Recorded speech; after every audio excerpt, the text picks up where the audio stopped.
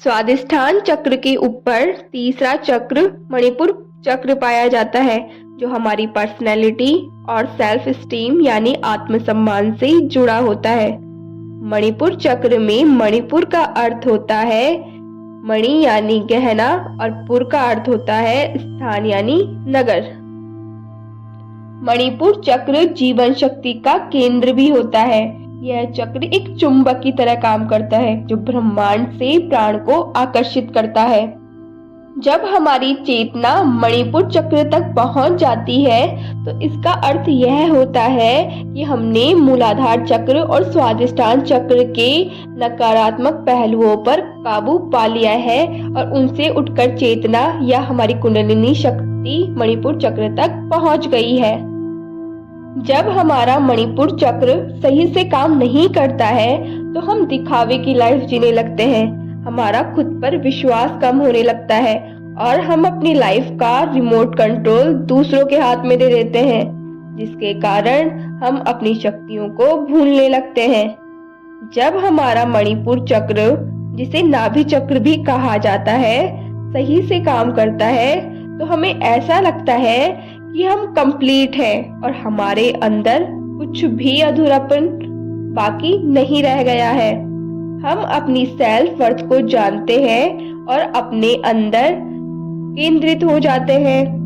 हमारी पर्सनैलिटी और personal power increase होती रहती है और हम अपने इनर वॉरियर से कनेक्ट हो जाते हैं। हमारे अंदर आध्यात्मिक और भौतिक दुनिया को संतुलित करने की समझ विकसित हो जाती है और हम इनसाइड काम एंड पीस फील करते हैं।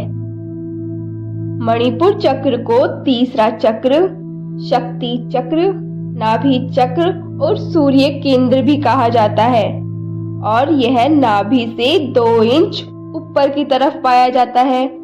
मणिपुर चक्र का रंग पीला होता है और इसका जो तत्व है वह है आग यानी फायर या अग्नि। अग्नि तत्व शरीर में गर्मी के रूप में प्रकट होता है, इसलिए इसे अग्नि या सूर्य केंद्र भी कहा जाता है। मणिपुर चक्र समान प्राण से जुड़ा हुआ होता है, जो पाचन में पचे हुए रस आदि को शरीर के सभी अंगों और नाड़ियों में बांटने का कार्य करता है। मणिपुर चक्र का तत्व अग्नि होने के कारण यह हमारे पेट या आमाशय में पाचन का कार्य करता है तथा जठर अग्नि को प्रज्वलित करके पाचन कार्यों को संपन्न करता है।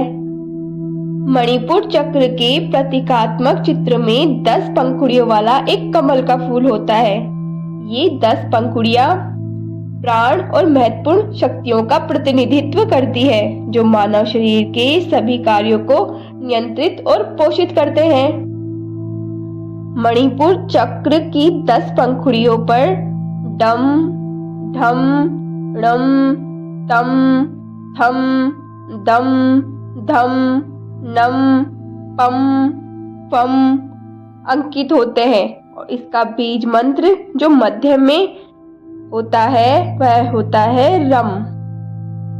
इनके उच्चारण मात्र से हम मणिपुर चक्र को जागृत कर सकते हैं। मणिपुर चक्र का एक अन्य प्रतीक त्रिभुज है, जिसका सिरा नीचे की ओर इंगित करता है। यह ऊर्जा के प्रसार, वृद्धि और विकास का संकेत देता है। अगर हमारा मणिपुर चक्र सक्रिय हो जाता है, तो यह हमारी लाइफ में से नेगेटिविटी को हटाता है और जिंदगी में पॉजिटिविटी को लाता है। मणिपुर चक्र एकमात्र ऐसा स्थान है जहां सभी 72,000 नाड़ियां आकर मिलती है और खुद को दोबारा विभिन्न हिस्सों में पुनर्वितरित करती है। मणिपुर चक्र को रखरखाव के रूप में जाना जाता है। कैसे? जिन भौतिक आयामों जैसे रिप्रोडक्टिव इश्यूज या क्रिएटिविटी या फिर हमारे इमोशंस, जिनका निर्माण मूलाधार और स्वादिष्ठान चक्र के द्वारा किया जाता है, उनके रखरखाव का कार्य मणिपुर चक्र में किया जाता है। इसे एक एग्जाम्पल के थ्रू समझते हैं। मान लीजिए हमने खेत में कोई फसल बोई और उसे प्राप्त किया, लेकिन हमने उसका रखरखाव सही से नहीं किया तो वह नष्ट भी हो सकती है। इसी तरह से हमने मूलाधार चक्र और स्वादिष्टान चक्र द्वारा निर्मित किए गए भौतिक आयामों का सही से रखरखाव नहीं किया तो हमारे शरीर को बहुत सारी प्रॉब्लम्स का सामना करना पड़ सकता है, और रखरखाव करने का कार्य ही मणिपुर चक्र के द्वारा किया जाता है। मणिपुर चक्र से जुड़ी हुई ग्रंथियां होती है अग्नाशय और अधिवृक्क। अब इससे जुड़े हुए भौतिक शरीर के अंग कौन कौन से होते हैं? तो वो होते हैं एब्डोमेन, स्टोमक, ऊपरी आंत, यकृत, पित्ताशय, प्लीहा, मिडल स्पाइन, एक्सेट्रा एक्सेट्रा।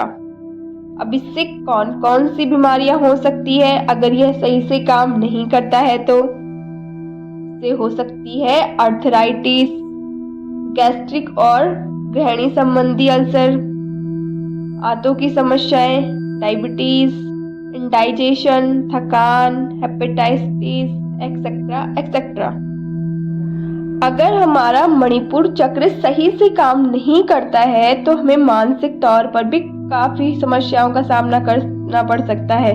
जैसे हमें विश्वास की कमी हो जाती है, हमारे अंदर बहुत डर पैदा हो जाता है, आत्मसम्मान की कमी हो जाती है, डिसीजन मेकिंग में दिक्कत आती है, और हम क्रिटिसाइज के डर से बहुत ज़्यादा गलत डिसीजन लेने लगते हैं और क्रिटिसाइज होने लगते हैं।